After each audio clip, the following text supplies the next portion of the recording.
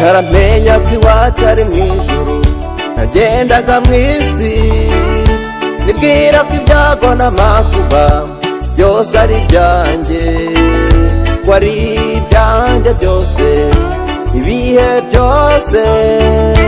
Ariko Yesu araza aramfata aranduhura. ntaramenya ko iwacu ari mu ijuru, nagendaga mu isi nibwira ko ibyago n'amakuba byose ari ibyanjye, ko ari ibyanjye byose ibihe byose.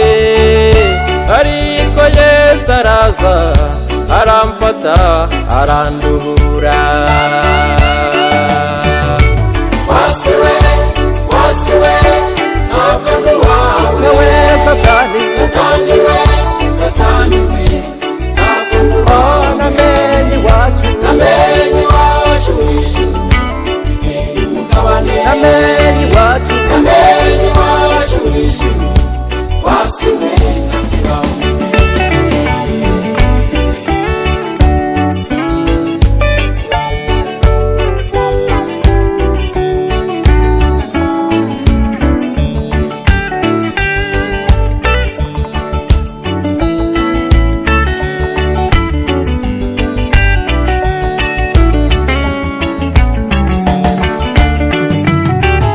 nagiraga ikibazo nkirukankira mu bapfumu, ariko kuri ubu nirukankira kuri Yesu.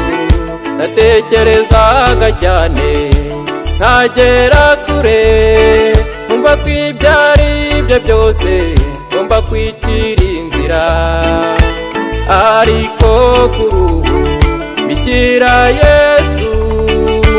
Yesu wacu waducunguye.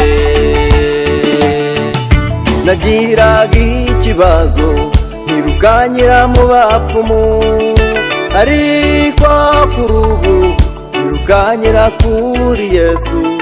natekerezaga cyane nkagera kure, mva ko ibyo ari byo byose ngomba kwicira inzira, ariko kuri ubu mbishyira Yesu.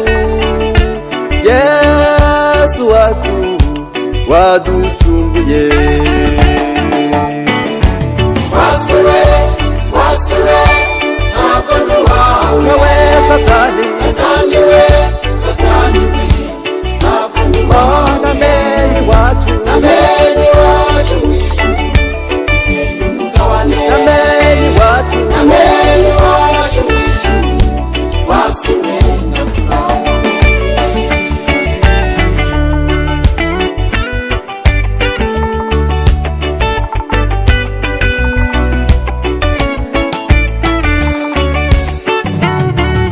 narinzi ko kuruhuka ari ukujya mu kabari, narinzi ko kuruhuka ari ukujya mu busambanyi, narinzi ko kuruhuka ari ukunywa ibiyobyabwenge, ariko nasanze kuruhukira kwa Yesu.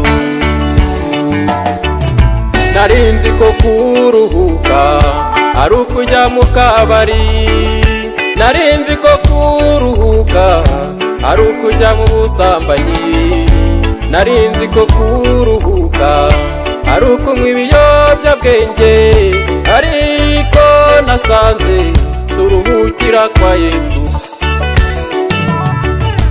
Wasiwe